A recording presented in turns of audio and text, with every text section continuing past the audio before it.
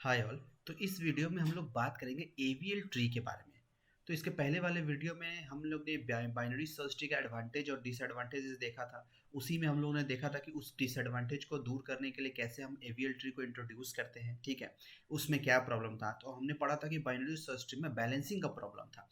वो बैलेंस नहीं था, एक तरफ झुका जा रहा था, जिसको हम लोग एक टर्म बोलते थे स्क्यूनेस, ठीक है। तो वो स्क्यूनेस को दूर करने के लिए हम लोग एवीएल ट्री को इंट्रोड्यूस करते हैं, ठीक है।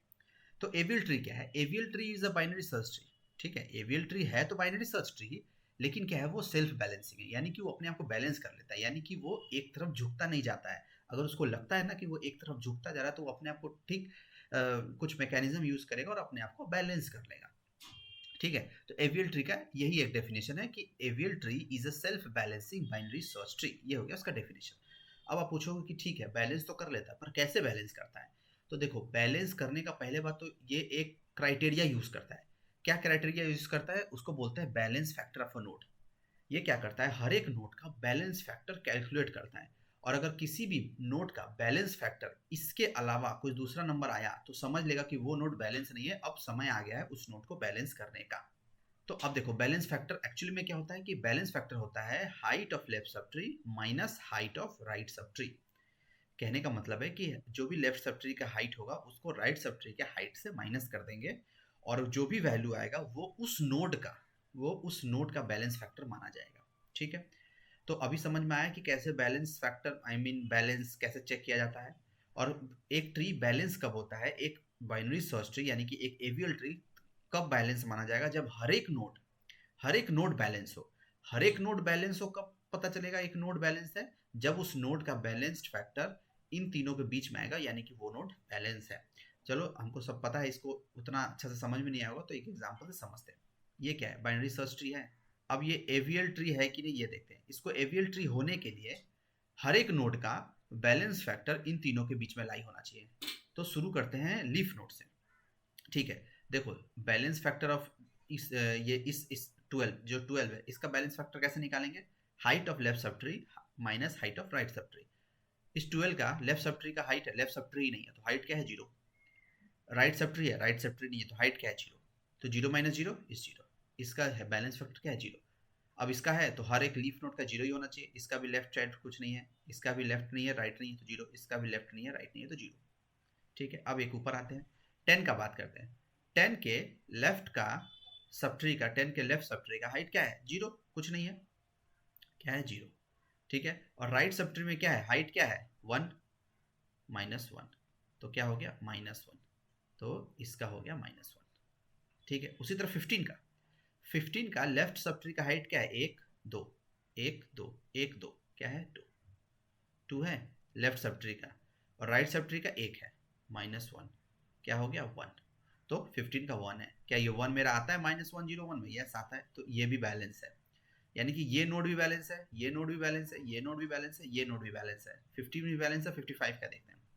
55 का लेफ्ट में 1 है और राइट में कोई नहीं है, यानी कि 0 है। तो क्या हो गया? 1, बैलेंस है, एग्जैक्टली बैलेंस है। 79 का बात करते हैं। 79 का लेफ्ट में क्या है? 1 2, लेफ्ट है 2, left height of left sub tree क्या है? 2, और height of right sub tree is 1, क्या आता है? 1 1, ये भी बैलेंस है। लास्ट बच गया मेरा 45। 45 का देखते हैं। लेफ्ट सब ट्री का हाइट क्या है? 1 2 और 3, 3 है इसका लेफ्ट सब ट्री का हाइट। राइट सब ट्री का हाइट देखते हैं, क्या है? 1 2 3, 3 3 3 क्या होता है? 0, यानी कि ये 0 है। तो हाइट कैसे कैलकुलेट करते हैं, इसका वीडियो हम लोग ने पहले ही, इसका बारे में हम लोग पहले ही पढ़ चुके हैं, जिसका वीडियो का लिंक आपको डिस्क्रिप्शन में मिल जाएगा। अगर आपको हाइट के बारे में और जानना है तो वो वीडियो चेकआउट कर सकते हैं। तो फिर ठीक है, यहाँ पे हम लोग फिर से देखते हैं। तो देखो, इसका 0 है, इसका 1 है, 1 0 0, मतलब इसमें जितने भी नोड है, उसके जितने भी बैलेंस फैक्टर हो, क्या इन तीनों के बीच में आते हैं? एग्जैक्टली आते हैं। तो हम बोलेंगे ये मेरा एवियल ट्री है। एवियल ट्री है यानी कि ये मेरा बैलेंस्ड, ये मेरा क्या है? बैलेंस्ड बाइनरी सर्च ट्री है, ठीक है। एक और एग्जांपल देखते हैं, इसका देख लेते हैं। हमको पता है कि लीफ नोड का हमेशा 0 ही होना चाहिए, क्योंकि लीफ नोड का ना लेफ्ट है, ना लेफ्ट चाइल्ड है, सॉरी, ना लेफ्ट सब ट्री है, ना राइट सब ट्री है। तो हाइट भी उसका क्या होगा? 0 ही होगा, तो ये 0 हो गया। 14 का देखते हैं। 14 का लेफ्ट में क्या है? 1, और राइट में क्या है? 0, क्या होता है? 1, ये 1 हो गया। 10 का देखते हैं। 10 का लेफ्ट में क्या है?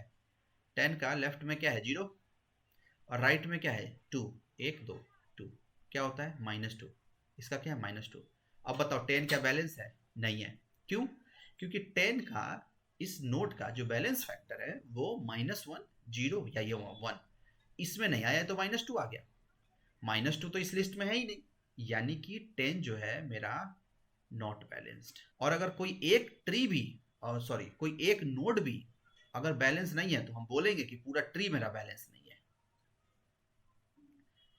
पूरा ट्री मेरा नॉट बैलेंस्ड है।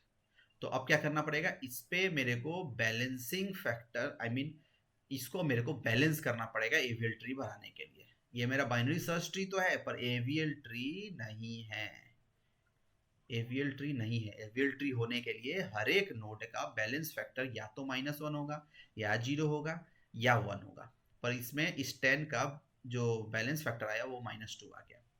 ठीक है, और आगे थोड़ा कैलकुलेट कर लेते हैं। 6 का क्या होगा? 0 होगा, क्यों? ये 1 है, ये 1 है। 3 का क्या होगा? 1 -2 इज -1, राइट? ये 1 हो गया, ये 2 हो गया, -1।